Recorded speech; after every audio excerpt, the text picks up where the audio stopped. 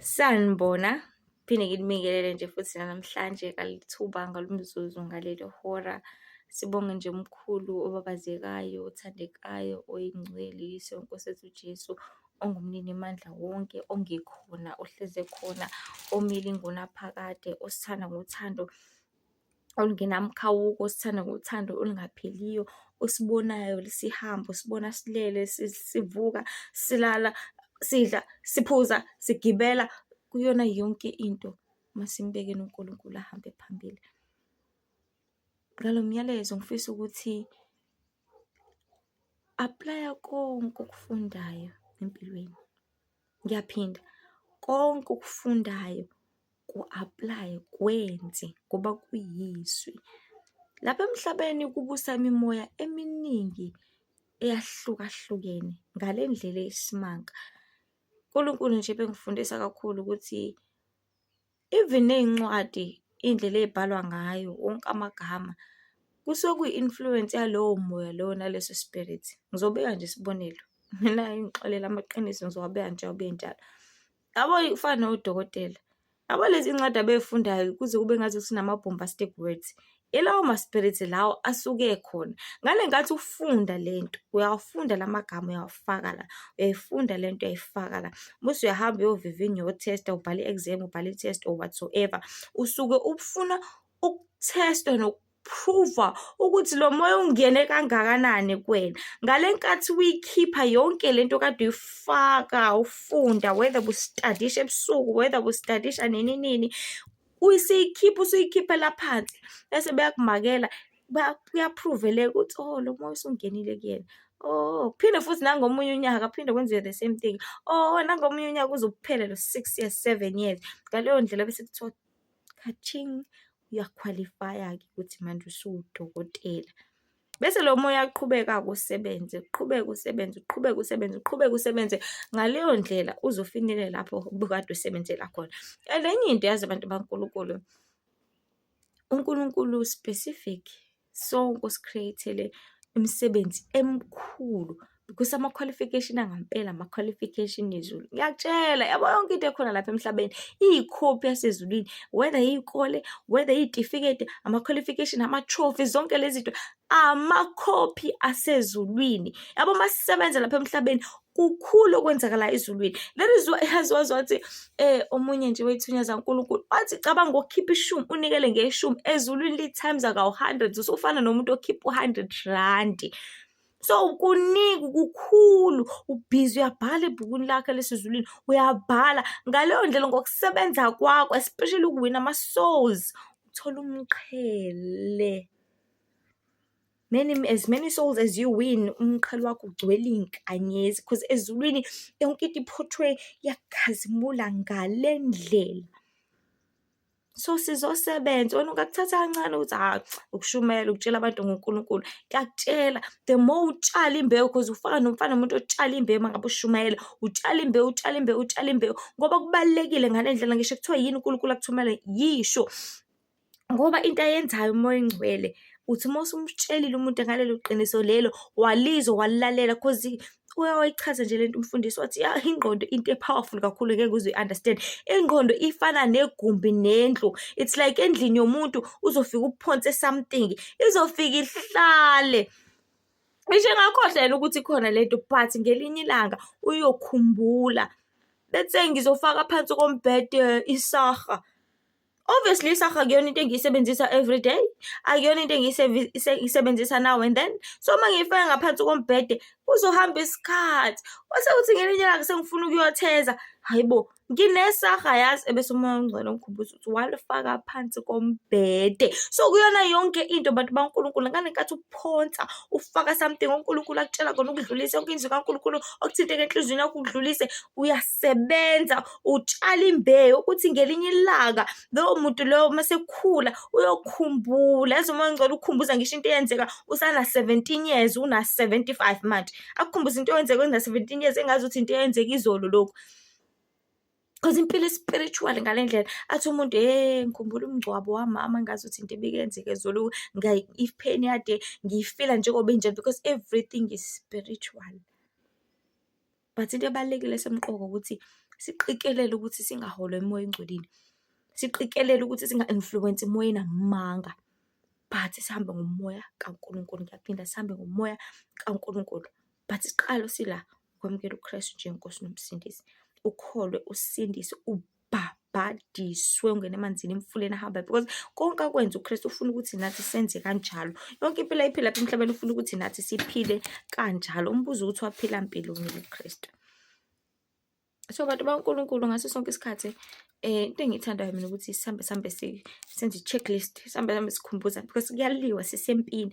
Kunamavesi engithanda ukuthi sihlezi njalo silwa ngawo. Incwadi ngizowakhotha nje fast, incwadi ka-Isaiah 54 ethi akukho sikhala esibekelwe mina esiyakuphumelela. Into omele uyikhwaze leyo uyisho spiritual ukuthi ayikho into ezophumelela, uyikhulume, because yonke into ilalela uyakhomanda wena. Mawazana noKristu usumkhulu, usungaphezulu, usunezwi wena lokutshela into yenzeke. Usuyikhomanda njengamanje. It's like nawe usunikeza iposition ukuthi udrive le moto. Usuyakwazi ukuthi utshele into yenze, usukwazi ukukhuluma bese uyaphila, ukhuluma ukuphila njengamanje. Yabo ingane nje bese ikwazi ukuthi zino-12 years, akwazi ukuthi akhiphe ingane yena esibelethweni sakhe. Akwazi ukuthi kutshaleke ingane azayikhipha, ayiphushe, ayikhiphe iphila. Usuney'ndebe ekwazi ukukhuluma kwenzeke njengamanje wena. Usukhule enough, usuvuthiwe kahle hle, usumzali, right? Khuluma-ke spiritual ukuthi akukho sikhala esibekele mina esiyakuphumelela. Akukho umuntu ozowenza ukuthi la kwami la umama utshela yonke into ukuthi akukho demon ezodlala ngey'ngane zami ziliwe zifeba, akukho nsuku ezobhema la ekhaya, akukho lutho ongafuni umthetho wala ekhaya angiphumele ngegceke. Ongafuni ukulalela mina angihambele ayophila leyo mpilo afuna ukuyiphila lapho la efuna ukuyiphila khona, nalabo afuna ukuyiphila nabo, ngoba la ayikho impilo enjalo ayizophilwa futhi namhlanje nakusasa aphakade. So ukuthi asikho sikhala esibekele mina siyakuphumelela. Ukhomanda yonke into ukuthi ngeke ngizwe ngawe, wena uzomelana nami, ubani wena?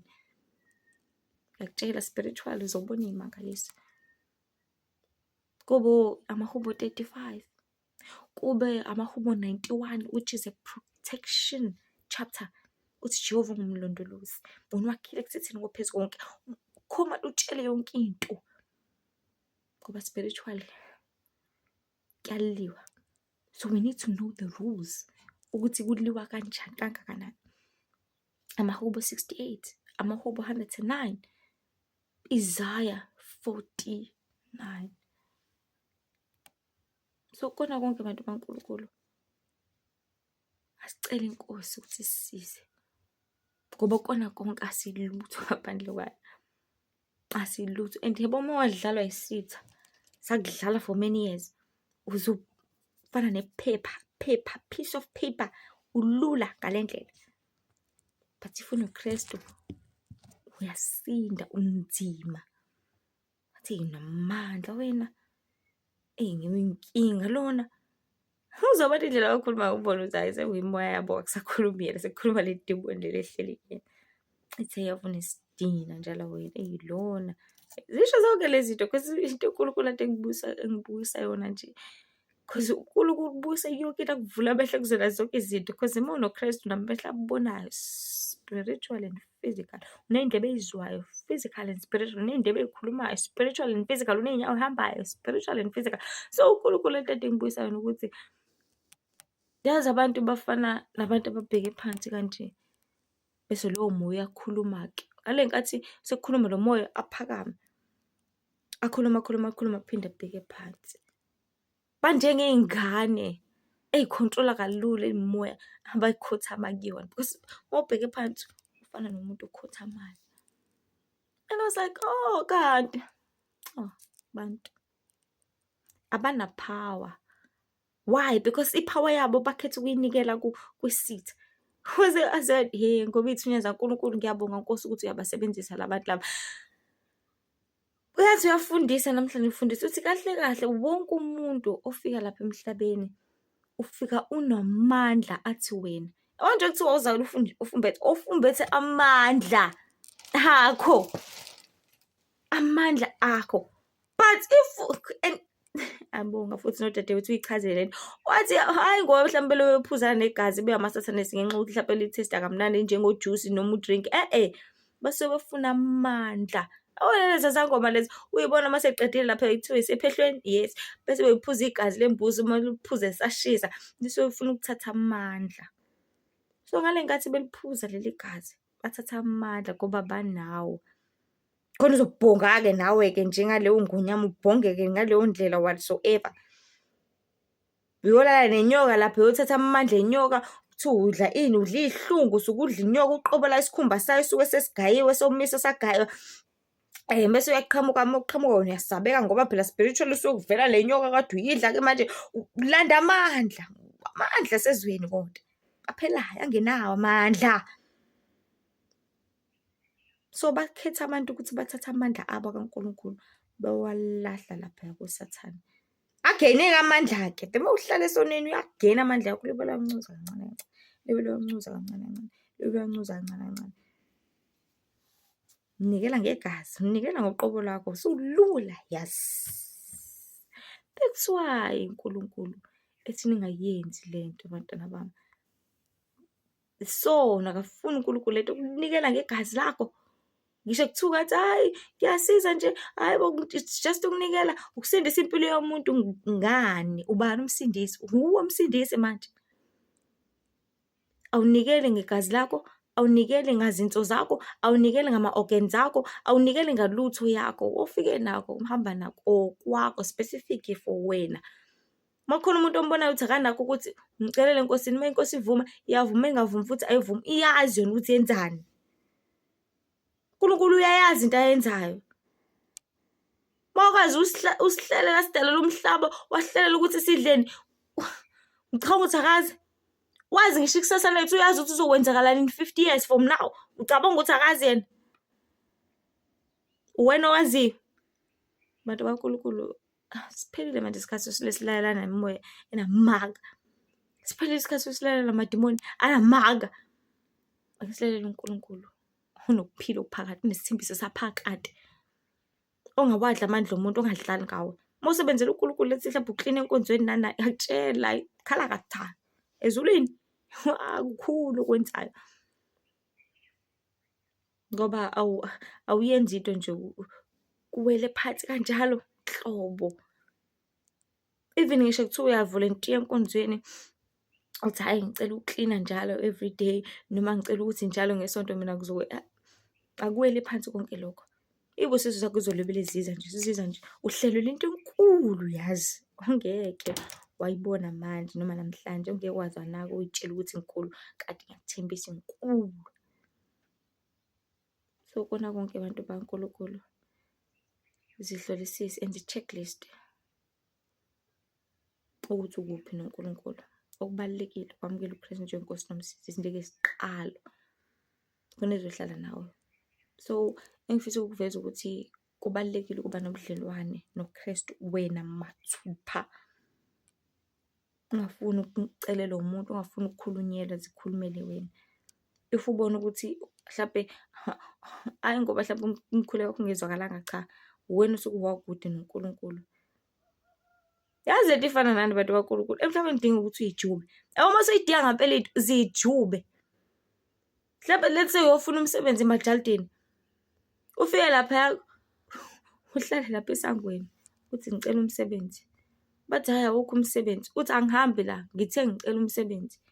Aninayo umuntu onisizayo, ngizonisiza mina, ngisho ngikholela noma yini, ngicela umsebenzi. Ngiyahlala la esangweni, ngiyahlala, angiyindawo. Ngiyakutshela khona ongase kwenzeke. Ngiyakuthembisa. So noNkulunkulu ufuna leyo energy leyo. Size kuye uthi ngiyahlala la. Ngifike kule nkonzo ngathi ngicela ukuhlakanipha, ngicela ukuzwa izwi lakho Nkosi, ngiyahlala la. Uthi yabo Nkosi, angiphumi kule ndlu ungakakhulumi nami. Angihambi la noma uthi unomsindo ekhaya kini, uhambe uyoyihlalela entabeni. Uthi Nkosi, ngifuna ukwazi indawo kuleyo namakhola belo bekhuluma bathi bezwi lakho, abanye bayaphupha. Mina kwenzakalani ngami? Ngiyahlala la nami ngifuna ukuzwa Nkosi. Ngiyahlala ngiyayivalela kule ndlu, ngizila ukudla, angidli, angiphuzi manzi, ngiyadela yonke into. Ngiyabathanda abangani bami kodwa ngeke ngibakhulumise. Ngiyayithanda ifoni yami kodwa ngeke ngiyichofe isonto lonke. Ngiyakuthanda ukuthi nokuthi kodwa ngeke ngikwenze. Ngifuna ukukuzwa Nkosi, ubani wena? Yini ndaba ulibele ukukhuluma kubantu kanjena besilandela ulisho leli gama leli hlezi life emqondweni labo libe basibangela isicefe. Lisho njengoba linjalo uNkulunkulu. Ubani Nkosi? Nami ngiyafuna ukwazi, nami ngiyafuna ukuzwa ubani? Akuthembisa uNkulunkulu uzoyibonakalisa. So izinkulu ezinani intamba zombuso wezulu akudlala la, zithi abantu phendukana. Ngombuso wezulu usondele, ihlengo nesinto esinibhaphathise. Kokuphela izinto zonke sifikile kanti ufuthi seduzane kakhulu. Ungakuphoca lethu ungasakwazi ukusindisa nokuyiphilisa nokuyiphulukisa. Ngoba mazenzele impilo yakhe isezandleni zakho. Nkosi mina nisize, sibekele ezinye inkundla zokuxhumana, TikTok, Lihle Themba, Facebook, Lihle Themba Mzobe, Instagram, Lihle Themba with IE Mzobe. Ebese-ke ungalingi ulibala ukuthi uNkulunkulu uyazizonda isono futhi uyabuthanda ubungcwele. Nkosi mina nisibekele manje uzakuphatha. Amen.